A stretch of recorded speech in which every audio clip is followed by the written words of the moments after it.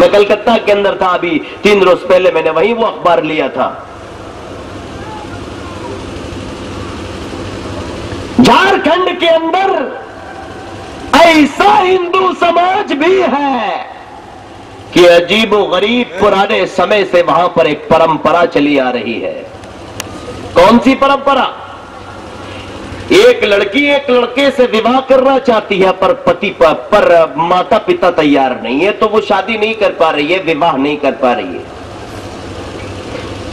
एक पुत्र एक पुत्री से प्यार करता है, उससे शादी अगर करना चाहता है, पर उसके माता पिता तैयार नहीं है, मामला अटका हुआ है, छुप छुप के मिल रहे हैं, मोबाइलों पर तेरे मेरे प्यार के चर्चे चल रहे हैं, रातों के अंदर दुनिया सो रही है और वो मोबाइलों के ऊपर डटे हुए हैं, बातें कर रहे हैं।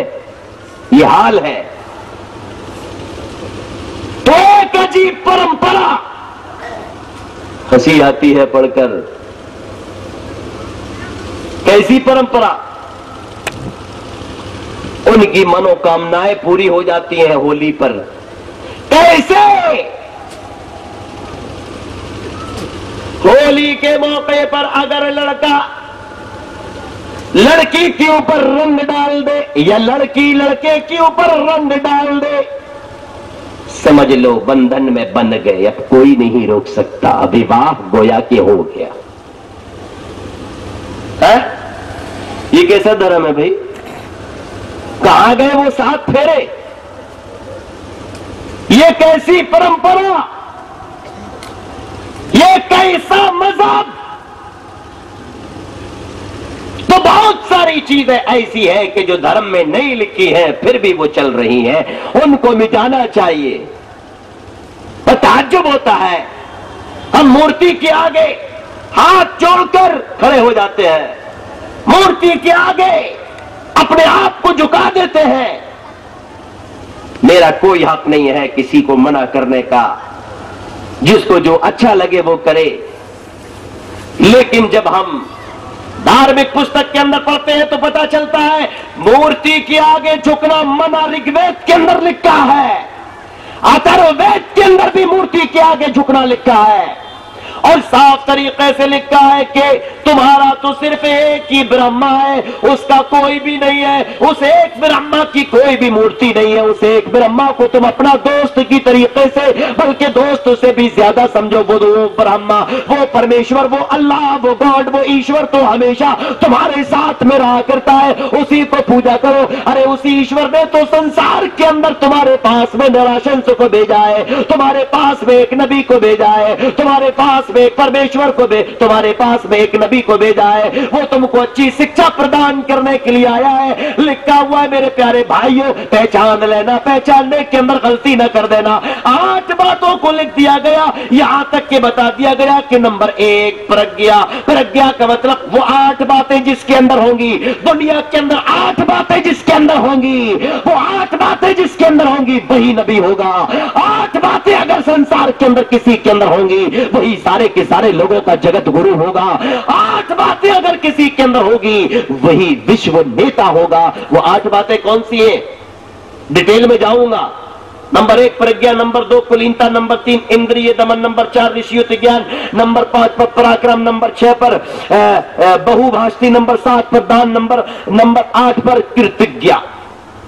ये 8 बातों की डिटेल करूंगा तो मेरे ख्याल से 2 घंटा चाहिए। बैठिएगा फजरबाद बैठिएगा फजरबाद। अल्लाह ताला आपके शौक को बरकरार रखे। लेकिन फिर मुलाकात हुई तो बताऊंगा बड़ा भाई, बस 2 जुमलों के अंदर। नंबर 1 प्रज्ञा, गैबी बातों की इत्तिला पाना और फिर इसके बाद में दुनिया के अंदर उसकी खबर दे देना। मोहम्मद रसूलुल्लाह सल्लल्लाहु अलैहि वसल्लम ही के साथ में ये चीज थी। कहां थी, कैसे थी, इस डिटेल में जाने का मौका नहीं है। नंबर 2 कुलीनता, यानी कि ऊंचे खानदान से ताल्लुक रखने वाला और आली नसब वाला होना कुलीनता, ये सिफत भी पैगंबरे आखिरी जनाबे मोहम्मद मुस्तफा सल्लल्लाहु अलैहि वसल्लम के अंदर थी। सुभान अल्लाह। और आगे बढ़िए, इंद्रिय दमन क्या मतलब? अपने नफ्स पर पूरी तरीके से कंट्रोल रखना, गलबा रखना। मोहम्मद सल्लल्लाहु अलैहि वसल्लम को अपनी नफ्स पर कितना कंट्रोल, कितना कॉन्फिडेंस था। लोग गाली देते थे लेकिन आप भड़कते नहीं थे, लोग रास्ते में कांटा बिछाते थे लेकिन आप भड़कते नहीं थे, लोग आपको बेईमान कहते थे लेकिन आप भड़कते नहीं थे, लोगों ने आपको पत्थर मारे आप भड़कते नहीं थे, हत्ता कि आपने बद्दुआ तक नहीं की बल्कि दुआ की थी। और आगे चलिए, नंबर 4, ऋषियों के ज्ञान यानी के वही और नबुव्वत को पाने वाला। वही और नबुव्वत के ताल्लुक से अगर आप बात करोगे मेरे प्यारे भाइयों, वही से भी उसके अंदर बात मौजूद है। इसी तरीके से मेरे प्यारे भाइयों, पहली वही लेकर कौन आया? पहली वही को लेकर परशुराम मोहम्मद रसूलुल्लाह के पास एक गार के अंदर आया। यहां तक लिखा हुआ है और पूरी दुनिया के धर्म, हिंदू धर्म के, सनातन धर्म के ज्ञानियों से पूछो कि ये परशुराम किस चिड़ैया का नाम है? अगर ईमानदारी होगी उनके अंदर तो वो बताएंगे कि परशुराम हजरत जिब्रील अलैहिस्सलाम का नाम है। पहली वही का तस्करा बुखारी शरीफ बाब बदील वही। बेटा बेटा क्या है इसमें? हमें भी पिलाओ, इधर आओ। बुखारी शरीफ मेरी तरफ से पियो, हाँ मसीह जमा की तरफ से पियेंगे। बाबू बदील वही की तरफ से देखोगे तो जिब्रील, और अगर हिंदू मजहब के अंदर देखोगे तो वो परशुराम। नंबर 5, बहुत ही ज्यादा ताकतवर होगा, बहुत ज्यादा ताकतवर। मोहम्मद रसूलुल्लाह सल्लल्लाहु अलैहि वसल्लम बहुत ज्यादा ताकतवर थे। बहुभाषी यानी कि कम बोलने की सिफत भी उस आदमी के अंदर होगी। नबी सल्लल्लाहु अलैहि वसल्लम के अंदर कम बोलने की ही आदत थी। नंबर 7, दान। दान यानी जूदो सखावत, खर्च करना, खाना और दूसरों को भी खिलाना, दूसरों की जरूरत को पूरा करना, ये सिफत भी मोहम्मद रसूलुल्लाह सल्लल्लाहु अलैहि वसल्लम के अंदर मौजूद थी और सबसे ज्यादा मौजूद थी। ढूंढो। नंबर 8, कृतज्ञ। नंबर 8, कृतज्ञता। हिकमत और दूर अंदेशी उसके अंदर बहुत ज्यादा होगी। हिकमत आठों की आठों चीजें जिस नबी के अंदर मौजूद हो, फिर भी आज दुनिया के अंदर उस नबी की बातों के ऊपर अमल न किया जाए। और थोड़ी सी 2 मिनट आपके सामने बात में रख दूं मेरे प्यारे भाइयों, बाबा तुलसीदास गोस्वामी तुलसीदास जी भी इसी बात को कहते हैं हिंदू धर्म का मुताला करने के बाद में, इस्लाम का मुताला करने के बाद में, कि यहाँ न पक्षपात कछूरा करो। बरसोनी के अंदर में जब जलसे में आया था ना, या डगरवा सोती के अंदर जब मैं आया था ना, ओ क्या नाम है, एक हाफिज साहब है वहां पर बताया था, लेकिन जब बात आई है तो मैं यहां पर भी बता दूं। वहां पर ज़िमनन मैंने बताया था, वहां पर मेरा मौजू था रद्दे बरेलवियत। हाँ, शिर्क और बिदात की मैंने पोस्टमार्टम किया था, याद है ना। और कभी जरूरत पड़े शिर्क और बिदात वालों का, जब कभी ऊदम हो, है ना, तो जरा बुला लीजिएगा, जरा बताइएगा, इंशाल्लाह ताला समझेंगे उनको भी। हाँ, पारसवनी में तो अल्हम्दुलिल्लाह मुनाजरा हुआ था, भाग गए। हाँ, अर्ज में ये कर रहा था कि तुलसीदास जी ने बोला, इन तमाम चीजों को जान लेने के बाद में यहाँ न पक्षपात कछूरा कहूं, मैं ट्रांसलेशन नहीं करूंगा, आखिर तक कर दूंगा। वो क्या कहते हैं, यहाँ न पक्षपात कछूरा कहूं, वेद पुराण संत मत भा कहूं, संवत विक्रम दो अड़ंगा, महाकोक नस चतुर पतंगा, राजनीति भव प्रीति दिखावे, अपना मत सबका समझावे, शूरंश तुचुदर्शत चारी, तिनको वंश भयो अति भारी। तुलसीदास जी कहते हैं, तवे तक सुंदर माध्य कोया, सबसे खास चीज तुलसीदास जी कहते हैं, तवे तक सुंदर माध्य कोया, बिना मोहम्मद पारन होए। क्या मतलब, जब तक सुंदर वाणी कुरान, जब तक सुंदर वाणी कुरान धरती पर रहेगा और मोहम्मद यानी कि मोहम्मद बोले सल्लल्लाहु अलैहि वसल्लम, और मोहम्मद यानी कि मोहम्मद सल्लल्लाहु अलैहि वसल्लम के बिना मुक्ति, निजात किसी को भी नहीं मिल सकती, किसी को भी नहीं मिल सकती। मेरे भाइयों, मेरे प्यारे बुजुर्गों, हम आप लोगों को भी यही बात कहना चाहते हैं। मेरे बुजुर्गों, इस्लाम एक अच्छा मजहब है, इस्लाम एक सच्चा मजहब है, लेकिन अफसोस का मकाम है कि इस्लाम की बातों पर लोगों ने अमल करना छोड़ दिया। मेरे प्यारे भाइयों, हम सब लोगों को चाहिए कि इस प्यारे मजहब पर अमल करें और इस प्यारे मजहब की बातों को, इस इस्लाम की बातों को हम ज्यादा से ज्यादा लोगों के पास लेकर जाएं और इस इस्लाम की बातों को ज्यादा से ज्यादा आम करें। मेरे प्यारे साथियों, अल्लाह ताला ने कुरान मुकद्दस के अंदर हमें इसी बात का तो हुक्म दिया, या अय्युहल्लज़ीना आमनु दुखुलू फिस्सिल्म काफ़ा, ईमान वालों इस्लाम के अंदर पूरे के पूरे दाखिल हो जाओ। मैं पूछता हूं आप लोगों से, क्या हम इस्लाम के अंदर पूरे के पूरे दाखिल हैं? बड़ा दुख होता है, बड़ा अफसोस होता है मेरे प्यारे भाइयों, बहुत अफसोस होता है कि जब पता चलता है, जब मालूम होता है कि मुसलमान पटरी से उतर गया, तब बहुत अफसोस होता है कि मुसलमान पटरी से उतर गया, खिसक गया, आगे की तरफ चला गया। मुसलमान ने मुसलमान को बर्बाद करने के लिए कसम सी खा ली है, इन्ना लिल्लाहि व इन्ना इलैहि राजिऊन। लोगों,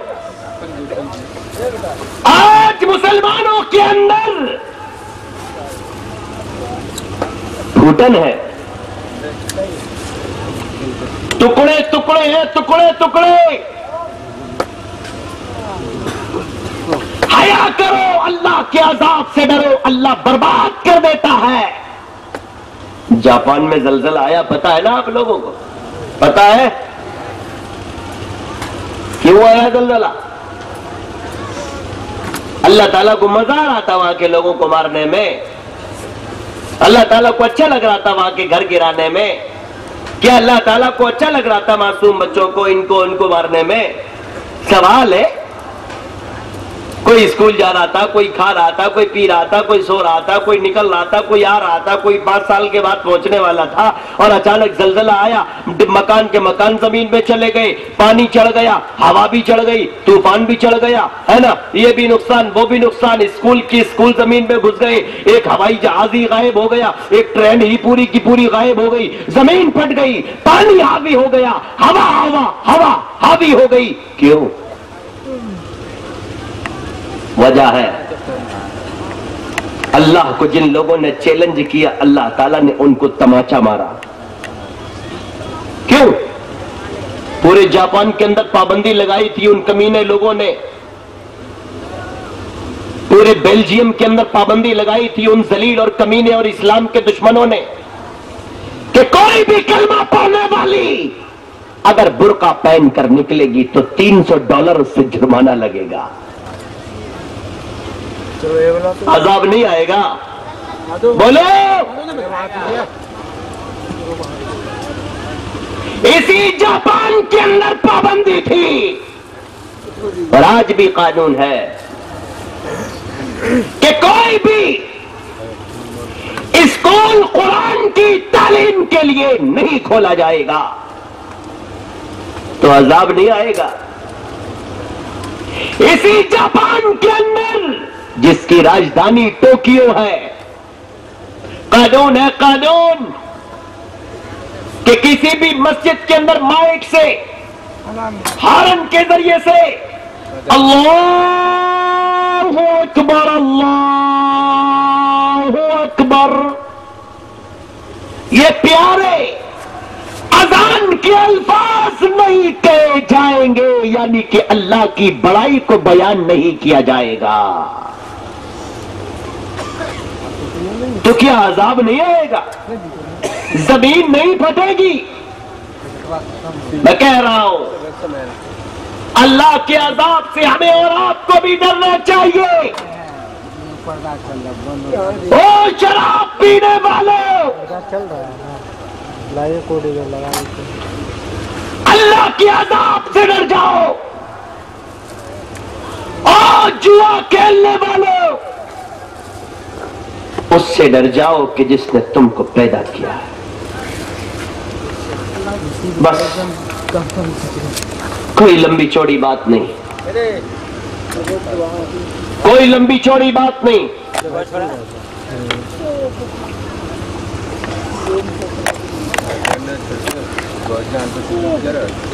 जिस मां ने तुमको 9 महीने पेट में रखा, उसी मां को तुम आज मां बहन की गाली देते हो। तुम कैसे मुसलमान हो? तुम कैसे मुसलमान हो? तुम कैसे मुसलमान हो कि दूसरे के ऊपर नाजायज और झूठे मुकदमे लगाते हो, दूसरे के मर्डर की साजिश करते हो, दूसरे को जेलों में पहुंचाने की बात करते हो? तुम्हें शर्म आना चाहिए कि एक दिन मरने के बाद में अल्लाह के सामने क्या जवाब दोगे। और आज अगर कोई ज्यादा पढ़ लिख गया, लोग उसी के मुखालिफ हो गए। आज अगर कोई अच्छी पोस्ट को पा गया तो लोग उसी से जलने लगे। ये क्या बात है? आज अगर किसी को अल्लाह ताला ने सियासी रहनुमा बना दिया, सियासी रहनुमा, एक दीनी रहनुमा होता है और एक सियासी रहनुमा होता है, जिसको नेताजी कहा जाता है, जिसको सांसद जी कहा जाता है, जिसको प्रमुख जी कहा जाता है, जिसको मुखिया जी कहा जाता है, जिसको चेयरमैन कहा जाता है, जिसको इमाम कहा जाता है। अलग अलग नाम होते हैं, दीनी रहनुमा और सियासी रहनुमा। लोग उसी के पीछे पड़ गए। सिर्फ इतना कहना चाहता हूं लोगों, इस दुनिया के अंदर सबसे पहले अपने आप को शिक्षा तालीम की तरफ लेकर जाओ। ये पैसे देके तातानिया फौकानिया कर लिया और ले गए फर्रा पहुंचकर कि मुझे सर्विस दे दो, और सर्विस ना मिली तो 1.5 लाख 2 लाख रुपया घूस दे दिया कि मुझे नौकरी दे दो दे दो दे दो दे दो, मिल गई। अरे मुझे नहीं देते तो मेरी वाइफ को दे दो, मेरी पत्नी को भी दे दो, दे दो। तो कितने हाफिज जी देखे, कितने मौलवी साहब देखे जिनकी पत्नियां, जिनकी बीवियां टीचर बनी हुई है। वाह वाह वाह, हाँ वारे वाह नीतीश जी। अभी 2 साल पहले किशनगंज के अंदर नीतीश जी के साथ हमारी तकरीर हुई थी।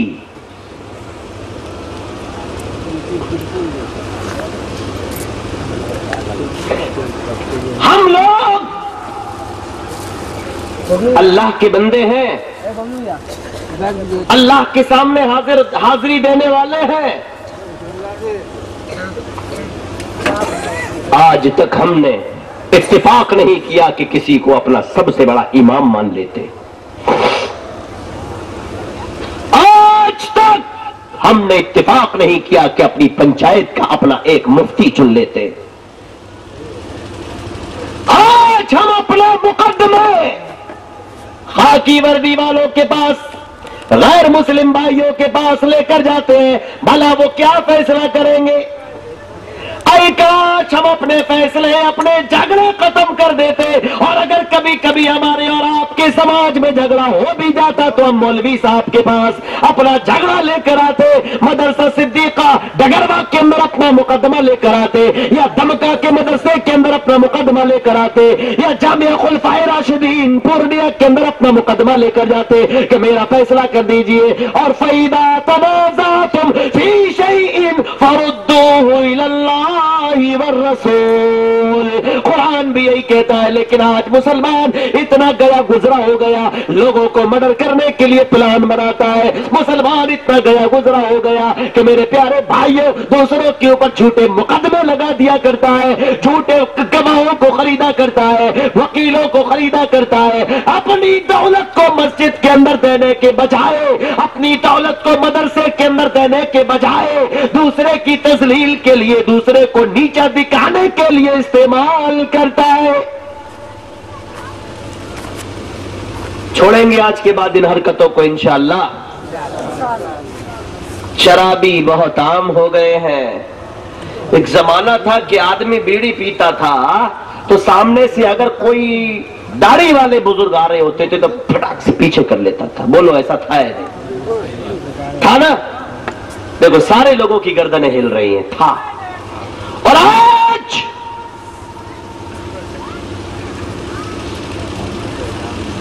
बेटा बाप से बीड़ी मांग कर, बेटा बाप से खैनी की डिब्बी मांग कर घिसकर खाता है। बोलो ऐसा है या नहीं? और उस जमाने के अंदर मदरसों की तादाद कम थी और आज मदरसों की तादाद ज्यादा है। बोलो ऐसा है या नहीं? बोलो गलत तो नहीं कह रहा हूं? हाँ। बड़े बूढ़े सोच रहे होंगे ये मौलवी देखने में तो बड़ा कम उम्र का लगता है लेकिन बातें बड़े पते की बताता है। अरे भैया ये बातें किताबों में नहीं लिखी है, हमने बड़े बूढ़ों की सोहबत में बैठकर सुनी और पूछी और समझी है। हाँ। आज एक जमाना वो था, एक दौर वो था, नमाज के वक्त में कोई हिंदू भाई मुस्लिम गांवों के अंदर, मुस्लिम महल्ले के अंदर आ जाता था तो वो कहता था, अरे बच्चों से पूछता था, अरे कोई बात हो गई क्या? महल्ले में सुनसान क्यों पड़ा हुआ है? अरे कोई बात हो गई, लोग देख क्यों नहीं रहे? बच्चा सर खुजा के बोलता था कि अरे नमाज हो रही है इसलिए सुनसान पड़ा। क्या मतलब? नमाज का वक्त जब हुआ करता था, मुअज्जिन की जब पुकार लगाई जाती थी, हय्या अलस सलाह और हय्या अलल फलाह, आओ नमाज की तरफ चले आओ, पलट कर कामयाबी की तरफ सारे के सारे लोग नमाज की तरफ चले जाते थे, मस्जिदों को आबाद कर दिया करते थे। लेकिन वो दौर था और आज का दौर ये है कि मेरे प्यारे भाइयों, नमाजों की पाबंदी नहीं, नमाजों की पाबंदी नहीं, बल्कि मस्जिदों की पाबंदी। जब मस्जिदों की तरफ जाने की पाबंदी नहीं, पाबंदी है तो फिर किसकी?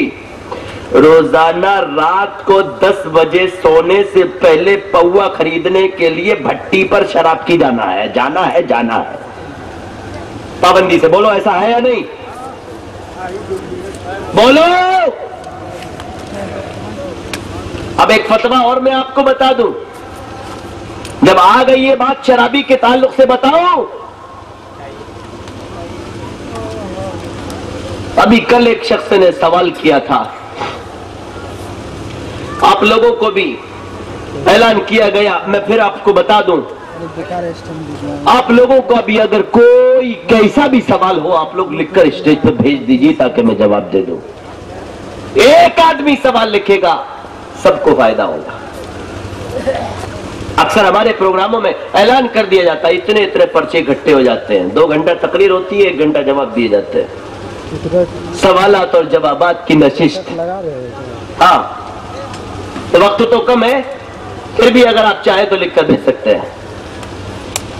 सवाल अभी कल किया था किसी ने शराबी के ताल्लुक से कि क्या शराबी को सलाम करना जायज है? आज कोई गांव ऐसा नहीं कि जहां शराबी ना हो।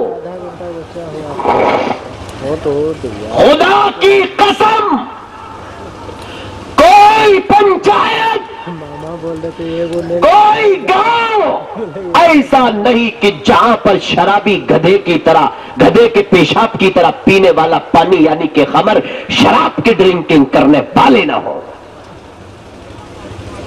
तो सुनो, शराबी को सलाम करना या शराबी के सलाम का जवाब देना जायज नहीं है। पब्लिक को क्या दिखाइए?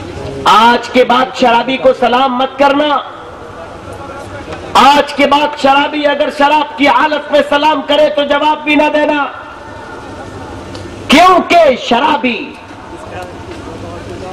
नशा करके अल्लाह और उसके रसूल करीम अफजल सलात व तस्लीम की खुल्लम खुल्ला नाफरमानी करता है। सलाम मत करो। और मैं कहता हूं ऐसे शराबी की शादी में भी ना जाओ, ऐसे शादी से ताल्लुक में ना रखो। गांव के लोग, पंचायत के लोग समझाए, अगर समझ जाए तो बेहतर है, न समझे तो उससे उसकी इबरत के वास्ते कतई ताल्लुक कर लो। बिहार की एक बात बताऊं, बिहार की एक बात बता रहा हूं, बिहार की, नाम पता एड्रेस ना खुलवाना। एक घर के, एक गांव था, गांव के अंदर बहुत दीनदार लोग थे। चलो पकड़ो, मैं आता हूं। दावत और तबलीग से लोग जुड़े हुए थे।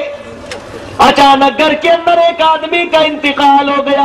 इंतकाल की खबर गांव के अंदर दी गई। कोई भी आदमी उस इंतकाल के अंदर शिरकत करने के लिए ना गया। पूरे के पूरे 24 घंटे तक उस आदमी की मैयत घर के अंदर पड़ी रही। मेरे प्यारे भाइयों, मेरे प्यारे बुजुर्गों, गांव के अंदर कभी कभी झाड़ू देने वाले, सफाई करने वाले आते हैं, जिनको मेरे प्यारे भाइयों भंकी कहा जाता है, बास जगहों पर जमादार कहा जाता है। मेरे प्यारे बुजुर्गों, भंगी आया झाड़ू देने के लिए। उस आदमी की जो मौत हुई थी, उसकी बीवी ने भंगी को बुलाया, फिर इसके बाद में अपने लड़के को बुलाया। एक जब पूरा का पूरा गांव उसकी मौत पर घर के अंदर नहीं आया, तो फिर इसके बाद में एक चारपा गुस्ल इन्होंने खुद ही दिलाया, कफन इन्होंने खुद ही पहनाया, कब्र इन्होंने खुद ही खुदवाई, और एक चारपाई का कोना बीवी ने उठाया। तो उस चारपाई का दूसरा पाया भंगी ने पकड़ा, जमादार ने पकड़ा, तीसरा पाया लड़के ने पकड़ा,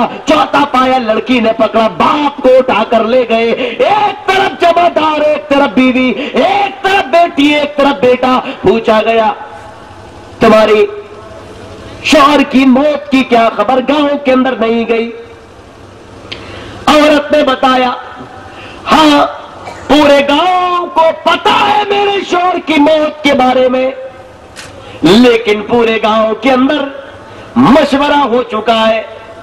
पूरे गांव के अंदर आलिमों ने, मौलवियों ने मशवरा कर लिया है कि आज के बाद किसी भी शराबी की अगर मौत हो जाएगी तो उसके जनाजे में कोई न जाएगा। मेरा शौहर गजब की शराब पिया करता था, शराब ही की हालत में उसकी मौत हुई। सबको पता है, लेकिन कोई भी ना आया, इसलिए हमें खुद ये बोझा उठाना पड़ा और कब्रिस्तान ले जाना पड़ा। सिर्फ एक बार गांव के लोगों ने शिरकत नहीं की, उस गांव के अंदर शराबी की तादाद खत्म हो गई। जितने भी शराबी थे शराब को छोड़ दिए और हमेशा के लिए तौबा करके नेक बन गए। क्या आप लोग अपने गांव में ऐसा संगठन नहीं बना सकते? है? नबी अकरम सल्लल्लाहु अलैहि वसल्लम ने फरमाया, क़ाल अब्दुल्लाह इब्न उमर रज़ियल्लाहु अन्हु वला तुसल्लिमू अला शरबतिल खम्री। हज़रत अब्दुल्लाह बिन अम्र फरमाते हैं कि शराब पीने वाले को सलाम मत करो। नबी सल्लल्लाहु अलैहि वसल्लम की बात है। हज़रत अब्दुल्लाह बिन अमर फरमाते हैं कि नबी अकरम सल्लल्लाहु अलैहि वसल्लम ने फरमाया, वला तुसल्लिमू अला शरबतिल खम्री, की शराब पीने वाले को सलाम मत करो। अंदाजा लगाइए मेरे प्यारे भाइयों, अपने आप को सच्चा, अपने आप को अल्लाह और उसके रसूल की इताअत फरमाबरदारी के लिए खास कर दो, इसी के अंदर निजात है।